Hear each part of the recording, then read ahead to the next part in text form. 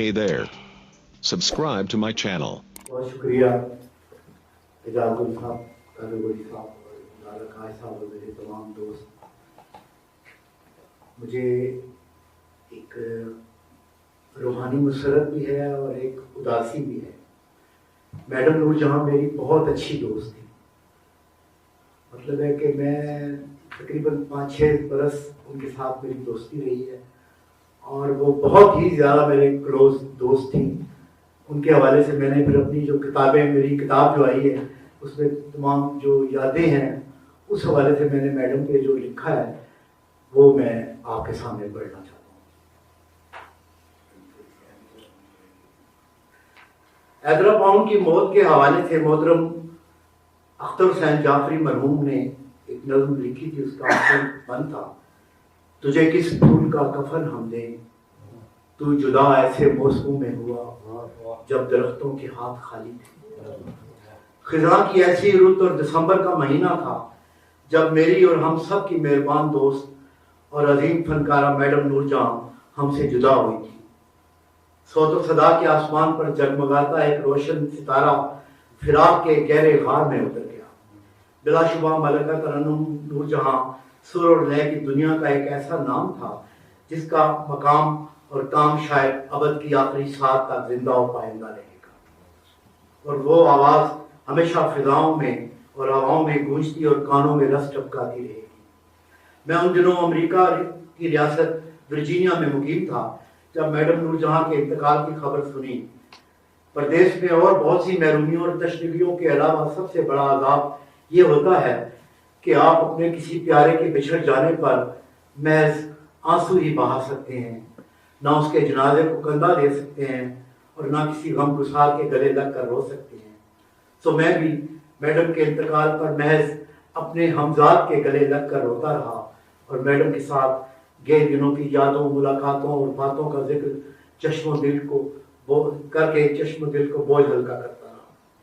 कोई 20 बरस उधर की बात है कि अहमद फराज, सरवत महीउद्दीन, नीलोफर इकबाल और मैं पहली बार मैडम नूरजहां से मिलने उनके घर गए। फराज साहब से मैडम की पहले ही याराना था, लेकिन हम तीनों का ये पहला फेरा था। हम शाम 7 बजे वहां पहुंचे। मैडम जिस वक्त मोहब्बत और प्यार से हमें मिली उसका लम्स आज भी दिल पर नक्श और यादें जिंदा और ताबिंदा है। चाय का दौर बहुत देर तक चलता रहा जिसके दौरान शायरी भी होती रही। फराज साहब, सरवत और मैंने अशार सुनाए। उस शाम इंकशाफ हुआ कि मैडम भी शेर कहती थी। बस असरार उन्होंने कुछ अशार सुनाए। खैर, शायरी के बाद हल्के फुल्के वाक़यात और लतीफ़ों का दौर शुरू हुआ। इब्तदा में बहुत होम्योपैथिक किस्म के लतीफ़े चले और फिर हस्बे मामूल फराज साहब ने चौथे रंग का एक लतीफ़ा उछाला।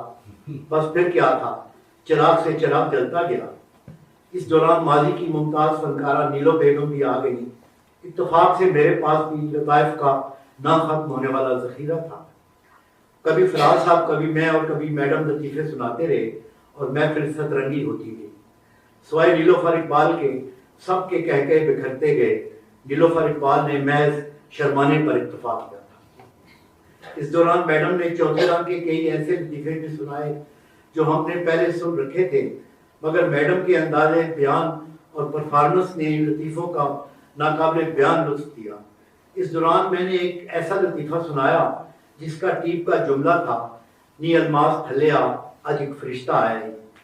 लतीफ़ा सुनकर मैडम और नीलो बेगम हंसते हंसते दोहरी हो गई। खैर, उसके बाद मैडम ने मेरा नाम ही बदल दिया और कहने लगी, फरिश्ते और कुछ सुना। 2 दिन और फिर उनकी मुलाकात से 6 माह तक कबल तक जब भी मैडम से मेरी फ़ोन पे बात होती या उनसे मुलाकात होती, वो मुझे फरिश्ता कहकर ही बुलाती थी। अक्सर औक़ात वो रात गए फ़ोन करती थी, कभी कोई अच्छा शेर या लतीफ़ा सुनाती या कभी मुझसे फरमाइश होती। एक रात तकरीबन 2 बजे फ़ोन आया। मेरी अहलिया बीना ने फ़ोन उठाया। दूसरी तरफ से आवाज़ आई, मैं नूरजहां बोल रही हूँ, फरिश्ता कहाँ है? बीना की रगे ज़राफ़त फड़की, बोली, मैडम फरिश्ता तो नहीं, अलबत्ता एक शैतान मेरे साथ सोया हुआ है। मैडम ने हंसते हुए कहा, हाँ वही फरिश्ता है मेरा, उसे जगाओ। खैर, मैंने उठकर मैडम से बात की اور پھر ان کی بےتابانہ فرمائش پر ایک لطیفے کا ٹیپ کا جملہ سنایا جسے وہ بھول رہی تھی. پھر انہوں نے ایک تازہ لطیفہ واقعہ سنایا, مجھ سے شیئر کیا. خیر کچھ عرصے بعد حسن اتفاق سے ہماری مہربان دوست اور کشور نائک PNCA کی DG تعینات ہو کر آ گئیں. کشور نے ایک عظیم الشان ثقافتی شو لاہور میں منعقد کرایا.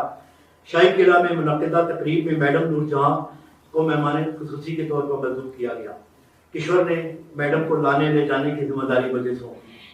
میں میڈم کے گھر گیا اور وہ تیاری میں مصروف ہو گئی. کہنے لگی جب تک ترنم ناز آتی ہیں ہم چائے پیتے ہیں اور گپ شپ لگاتے ہیں. پھر انہوں نے شعر سنانے کی فرمائش کی. میں نے کچھ اشعار سنائے.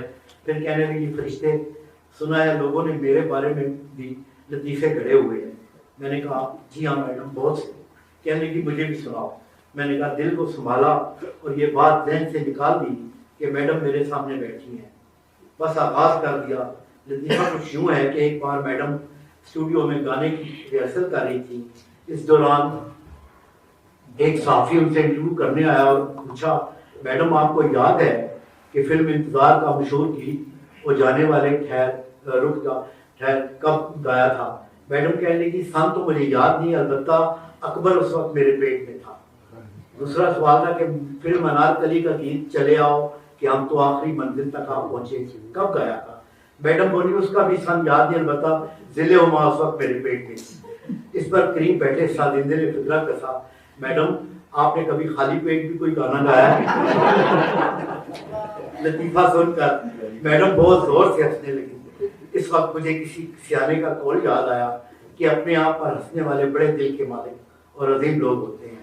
میڈم کہنے لگی فرشتے خدا کا خوف کرو, تم نے میرے بارے میں کیا کچھ جمع کر رکھا ہے؟ ہاں ہے تو بہت کچھ. میں نے کہا مگر اس وقت صرف ایک اور لطیفہ بتاتا ہوں. کہنے لگی بتاؤ. میں نے کہا ایک صحافی نے میڈم سے ان کے معاشقوں اور شادیوں کے بارے میں سوال کیا. میڈم کہنے لگی نہیں کوئی بھی نہیں, لوگوں نے ایسے ہی مشہور کر رکھا ہے. صحافی کا اصرار تھا پھر بھی میڈم کچھ تو ہوگا نا, آخر ایسے ہی تو باتیں نہیں بنتی نا. اس پر میڈم نے زیر لب نام لیتے انگلیوں پر گننا شروع کیا, 1 2 اور اچانک چونک کر کہنے لگی ہائے ہائے نہ کرتے بھی کم وقت 12 ہو گئے ہیں. یہ لطیفہ سن کر بھی میڈم دیر تک ہنستی رہی. میں نے غنیمت موقع جانا اور ایک لطیفہ اور داغ دیا.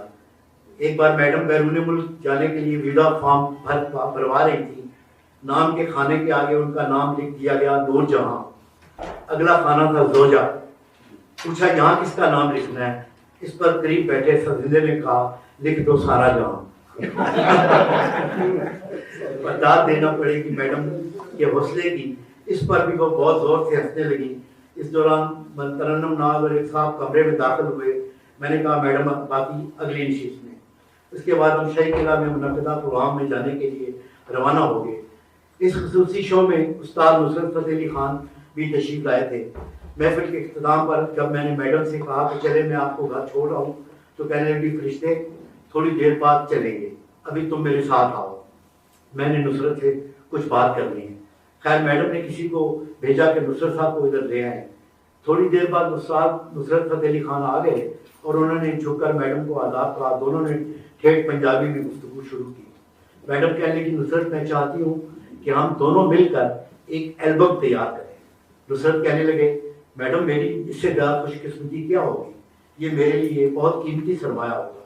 میڈم نے کہا ٹھیک ہے ہم اگلے ماہ ملتے ہیں اور اس کی حتمی شکل دیتے ہیں. اس پر نصرت کہنے لگے میڈم میں 2-3 ہفتوں کے لیے یورپ جا رہا ہوں, واپس آ کر آپ کی خدمت میں حاضری دوں گا. میڈم نے کہا ٹھیک ہے. پھر میرا تعارف کراتے ہوئے کہنے لگی ہمارے لیے شاعری کا انتخاب حسن کرے گا اور یہ میرا فرشتہ دوست ہے. اس پر نصرت اور میڈم نے ایک ساتھ کہکا لگایا. مگر افسوس کہ وہ دن کبھی نہ آ سکا. دونوں عظیم فنکار اپنی اپنی دنیا میں گم ہو کر ایک ایسی سمت جا نکلے جس کا کوئی انت نہیں, اور کن رس شائقین ان دونوں کی مشترکہ کاوش سے ہمیشہ کے لیے محروم ہو گئے. اس سے اگلے برس PNCA نے لاہور میں پاکستانی ثقافت اور فنون لطیفہ کے حوالے سے ایک سیمینار کا اہتمام کیا. کشور کہنے لگی کیوں نہ ہم ایک سیشن کی صدارت میڈم سے کروائیں, تم میڈم کو فون کرو. خیر میں نے فون کیا تو اخباروں نے بتایا کہ میڈم کی طبیعت ٹھیک نہیں, وہ ہسپتال میں ہے. خبر سن کر کشور اور میں میڈم کی عیادت کے لیے ہسپتال پہنچے. حسب معمول میڈم کے کمرے میں چاہنے والوں کا ہجوم تھا. وہ بستر پر نیم دراز تھی. میڈم نے ہمیں دیکھا تو بلند آواز میں کہا او میرا فرشتہ آ گیا. کیسے ہو فرشتے؟ میں نے کہا میڈم میں تو ٹھیک ہوں مگر آپ کو ہسپتال میں دیکھ کر اچھا نہیں لگا, آپ بس جلدی سے ٹھیک ہو جائیں. کشور نے ان کو پھول پیش کیے تو میڈم کی آنکھیں چھلک گئی. نکات کے باوجود سب سے باتیں کرتی رہی. ایک وہ جو فردوس کا ذکر ہوا تھا اس میں یہ ایک جملہ بھی ہے. میرے ساتھ والی نشست پر ایک خاتون بیٹھی تھی جنہوں نے بہت خستہ دوپٹے سے اپنا سر ڈھانپ رکھا تھا. ان کا لباس بھی بہت معمولی سا تھا اور پاؤں میں پرانی سی چپل تھی. مجھے یوں لگا میں نے اس خاتون کو کہیں دیکھا ہے. میڈم نے دوران گفتگو بھانپ لیا کہ میں اس عورت کو پہچاننے کی کوشش کر رہا ہوں. مجھ سے مخاطب ہو کر کہنے لگی فرشتے اس کو جانتے ہو؟ میں نے نفی میں سر ہلایا. یہ فردوس ہے, یہ ناجا والی فردوس. یقین کیجئے میرے لیے یہ انکشاف کسی صدمے سے کم نہ تھا. کہاں ماضی کی خوبصورت جٹی ہیر فردوس اور کہاں یہ حجرے مزار کی صورت ایک بدحال عورت. مجھے مہاراج شاہ ظفر کا شعر یاد آ گیا. میرا رنگ روپ جب بگڑ گیا, میرا یار مجھ سے بچھڑ گیا, جو چمن خزاں سے اجڑ گیا, میں اسی کی فصل بہار ہوں. میڈم اس صورت حال سے نکالتے ہوئے کہنے لگی یہ میری سوکن تھی مگر مجھے تب بھی عزیز تھی اور اب بھی ہے. اور تو اور میری بیٹیاں بھی اس کی عاشق ہیں. مجھے بتائے بغیر اپنی سوتیلی ماں سے ملنے چلی جاتی تھی. مگر اس اعجاز کا کیا کیا جائے جس نے نہ میری قدر کی اور نہ اس کی. وہ صحیح معنوں میں بے وفا تھا. کہنے لگی سچ پوچھو تو میں نے دل کی گہرائیوں سے اعجاز سے محبت کی تھی. مجھے اس سے عشق تھا مگر کیا بتاؤں وہ تو ایک ناقابل بیان گالی. میڈم اپنے بچوں کے معاملے میں ہر ماں کی طرح بہت زیادہ حساس تھی. اس لیے اکثر اپنے بیٹوں کے بارے میں فکر مند رہتی تھی. کہتی تھی جب کھانا کھانے بیٹھتی ہوں تو دونوں بیٹوں کا خیال آ جاتا ہے. نوالا وہیں چھوڑ کر پہلے ان کو فون کرتی ہوں کہ تم نے کچھ کھایا ہے. اس پر دونوں کہتے ہیں اماں جی کھانے کو کچھ ہے ہی نہیں. بس پھر کیا ہوتا ہے کھانا چھوڑ کر پہلے ان کو بھجواتی ہوں. فراز صاحب نے میڈم سے دونوں بیٹوں کے بارے میں پوچھا تو کہنے لگی بیڑا غرق ہو اس شراب کا, اس نے دونوں کو کہیں کا نہیں رکھا. اکبر شام سے صبح تک پیتا رہتا ہے. فراز نے پوچھا اور اصغر وہ صبح سے شام تک پیتا ہے. اپنے اس بے ساختہ جملے پر میڈم خود بھی ہنسنے لگی. میڈم دوران عدالت اپنی بیٹیوں کے پاس کراچی چلی گئی. گائے فون پر میں ان سے بات کرتا. امریکہ جانے سے ایک دن پہلے میں نے میڈم کے گھر فون کیا. انہوں نے خود ہی اٹھایا. کون؟ میں نے کہا حسن. کون حسن؟ میں نے پورا نام بتایا. بولی تم صرف فرشتہ کہہ دیا کرو کیونکہ حسن نام کے میرے بہت سے جاننے والے ہیں اور تو اور میرا داماد بھی حسن ہے. خیر میں نے حال احوال پوچھا تو کہنے لگی اب میں پہلے سے بہتر ہوں. انشاءاللہ جلدی ہی لاہور چلی جاؤں گی اور پھر تمہارے ساتھ محفلیں بھی ہوں گی. مگر افسوس صد افسوس کہ میڈم اور میری یہ خواہش تشنہ ہی رہی بلکہ اب تو خواب در خواب ہو چکی ہے کیونکہ میڈم ہفتہ آسمان کا سفر طے کر کے ایک ایسے منطقے پر جا چکی ہیں جہاں سے لوٹ کر کوئی کبھی واپس نہیں آتا. اور میں ساتھ سمندر پار اپنے پیاروں اور یاروں سے دور بیٹھا میڈم کو یاد کر رہا تھا. یادوں کے پردہ سین پر گزرتے وقت کی تصویروں کا فیتا بہت تیزی سے چلتا اور نہ جانے کیسی کیسی تصویریں آنکھوں کی دہلیز سے سینے کے اندر اترتی اور پھر اسی ساتھ سے گزرتی رہی, آنکھوں سے محو ہوتی رہی. بقول بشیر منظر موت آ جائے گی ماں پاروں کو, ہائے یہ لوگ بھی مر جائیں گے. ملکہ ترنم نور جہاں کے گھر میں ان کے دو ذاتی ملازم تھے, ایک بانو اور دوسرا اچھی میاں.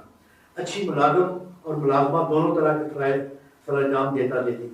میڈم کے وفات کے بعد اچھی کسی نہ کسی وسیلے سے امریکہ چلا گیا. میں بھی ان دنوں نیو یارک میں مقیم تھا. ایک شام ہم حلقہ وابستوں کے اجلاس کے بعد ریسٹوران میں چائے پی رہے تھے تو اچھی میری طرف آیا.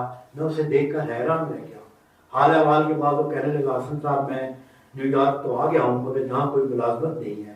خیر میں نے ریسٹوران کے مالک سے بات کی تو اس نے اچھی کو مشورہ دیا کہ ریسٹوران کے باہر تم 5 سگریٹ کا پودا لگا لو.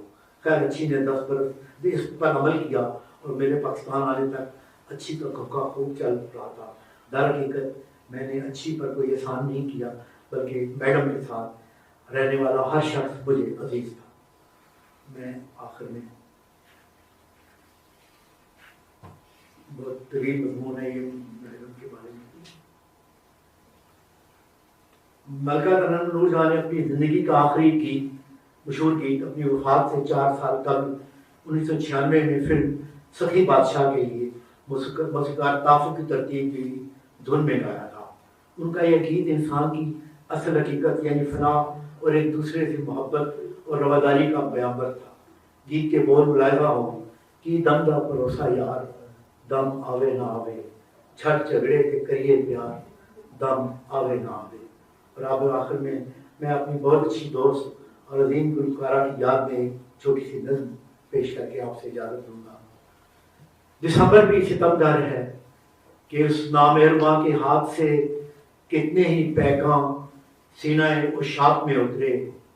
انہیں عشاق میں ایک مہربان چہرہ بھی تھا اہل وفا جس کو جہاں کا نور کہتے تھے.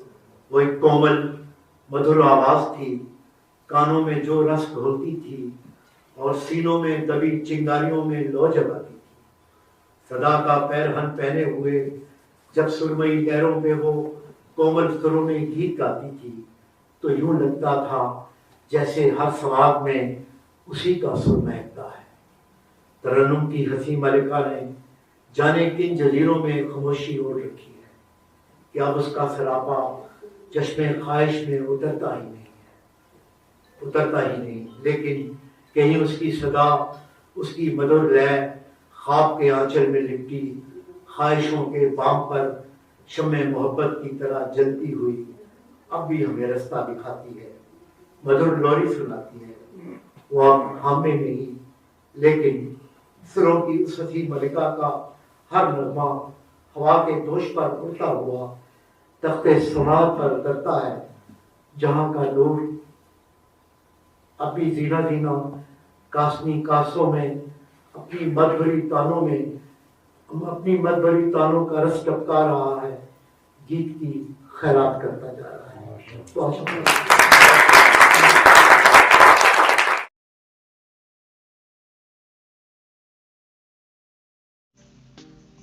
Hey there. Subscribe to my channel. And also press this bell icon so you never miss any new updates, cause whenever we upload new video you will get a notification on your phone.